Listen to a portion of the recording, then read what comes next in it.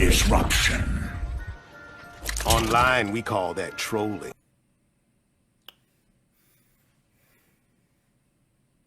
Well, this isn't much better. Here I was, hoping that I would stop being trapped in a 4:3 aspect ratio. Not only am I still in one, but for some reason I'm also in black and white.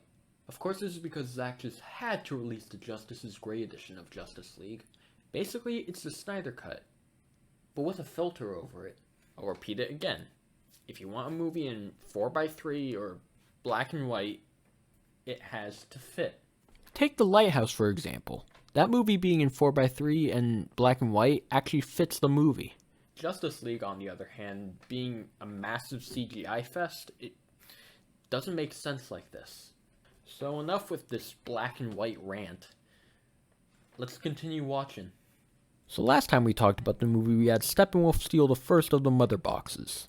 Now we're on part 2, called The Age of Heroes. Will chapter 3 be called The Age of Consent? It's toxic.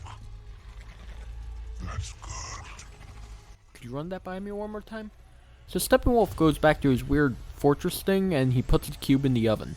It needs to be the right temperature. You need to get the dough to rise. And it creates a growth. Steppenwolf, you're supposed to be getting rid of those, not creating more. You're giving yourself cancer. He will be pleased. He will see my worth again. So I'm guessing Steppenwolf was that kid on the playground who got bullied a bunch. The next scene is Bruce and Alfred discussing the various members they've recruited so far. Anything on that kid from the liquor store? Oh, so you're gonna mention Barry, but are you gonna introduce him in this chapter? The next scene is at Star Labs, where a janitor sees one of the parademons looking for... Okay, hold on. If it made that big of a hole in the ceiling, then there would be a much louder noise than whatever that was. Anyways, he sees one of the parademons looking for the mother box. We then get a scene of the Amazons firing the arrow to tell Diana, hey, some shit is about to go down. And then we go to France? Why would anyone want to go to France? Oh, right, Wonder Woman lives there. That was pure instinct, I swear. It's like a tick. Anyways, after some French yelling, Diana sees on the news that, hey, some shit is about to go down. We then cut back to Star Labs, where the break-in is being investigated. Mr. Stone shows off his sweet collection of alien technology. When they show the ID sketch of what the witness saw, this is what we see. He comes home to tell Cyborg, who's in the Danganronpa pose, that they have to take the mother box somewhere else. You know a lot about monsters, don't you?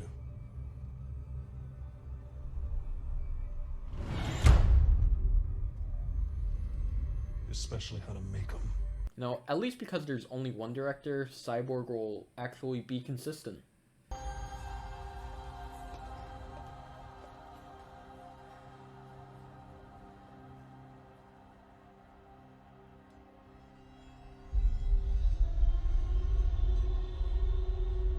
That's an odd way of finding out who your secret Santa is, but hey, I'm not Amazonian, what do I know?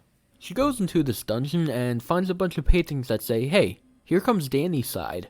The next scene involves Aquaman saving some dude. What does this have to do with the rest of the movie?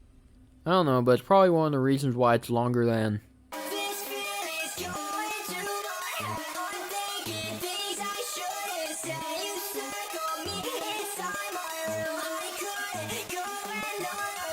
The scene could have easily started with Aquaman dropping him here. We didn't need that little romantic moment. Hell, you could even argue that the scene of him dropping the dude off in the pub wasn't necessary.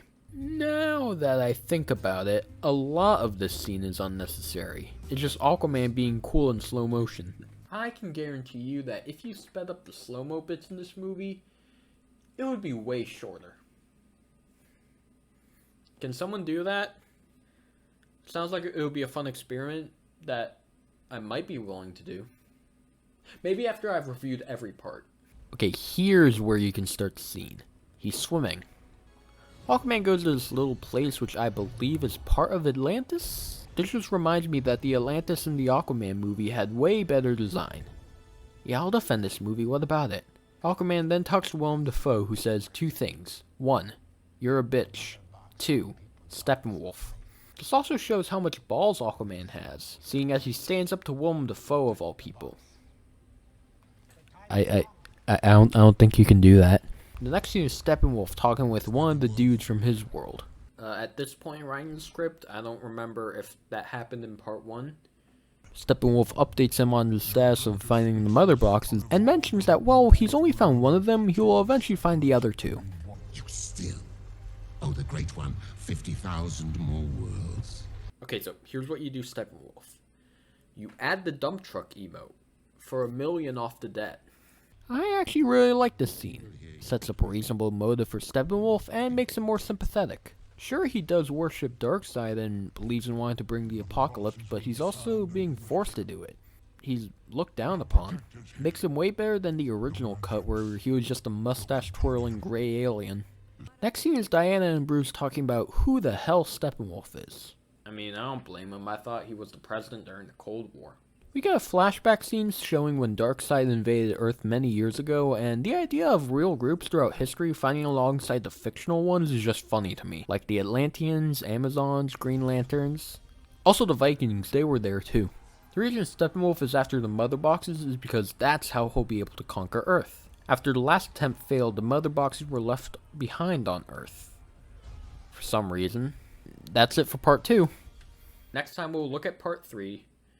Hopefully we'll be in color again and in a wider aspect ratio. But what did we learn? Do not leave your keys at your friend's house, or you'll have to wait 1,000,000 years to get them.